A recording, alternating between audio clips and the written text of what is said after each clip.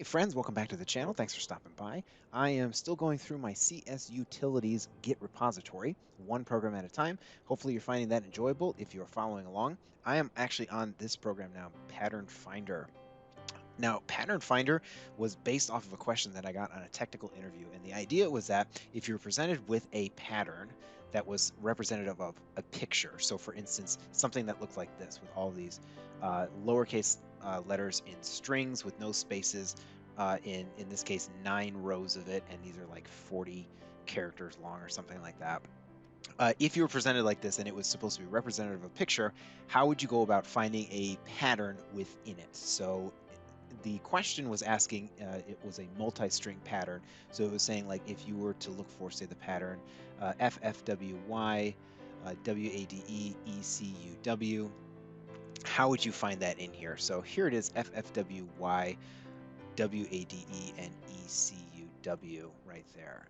So this program takes that text file in this case, it is pic.text. And again, it was just supposed to be representative of a picture, not an actual picture, but representative of, like, say, each one of these things is a pixel in the picture of a different, maybe hexadecimal color.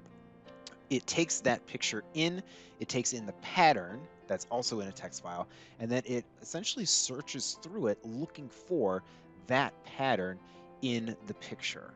And so let me show you kind of proof of concept what it looks like. Now I went a little bit over and above here, and it just does it really quick, so there's not really a whole lot to watch. But as you can see, here's the original picture here up at the top. This is the pattern that it's trying to find, and then it finds it in here and it highlights it in red for us to see. And I mean, I think it's kind of a cool algorithm that I wrote in order to do this. As you can see, it found it at row 4, column 26.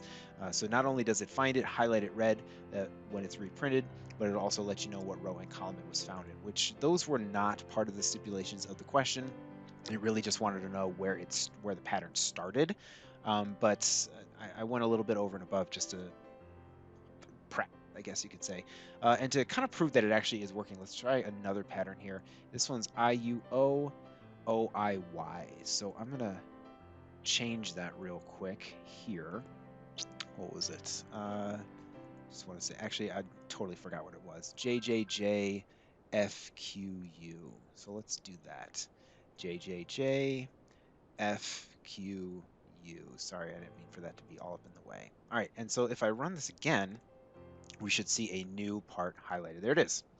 So it does find it, which I think is actually pretty cool. And this, in combination with my gibberish generator, that's the other program that's in this solution up at the top, the one I did a separate video for, you could just play around with this all day long, which I think is kind of fun and cool. If you're like me and you find things like that fun and cool. So there you go. You can look at a little bit more at the algorithm though.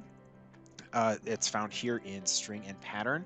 It's not super complex. It's just a couple loops. That's all it is. It's just a couple for loops searching through, checking to see that not only does the string continue to the end of the first line, but then it also goes to the next line and the next line. So again, as I mentioned in the pattern, it can't just find the JJJ, it also has to find the FQU as well. And if I were to change even just one of these, and I run it again, it'll tell me that it has not found it at all because that's what it's looking for, and it doesn't find that exact pattern. As you can see right here, the U is different here in the Y. So anyways, feel free to play around with that and have fun with it, or use it just to study, because this algorithm is exactly what needed to be done in order for that technical interview question to be answered correctly. So there you go. Hope that was enjoyable for you, and I'll see you in the next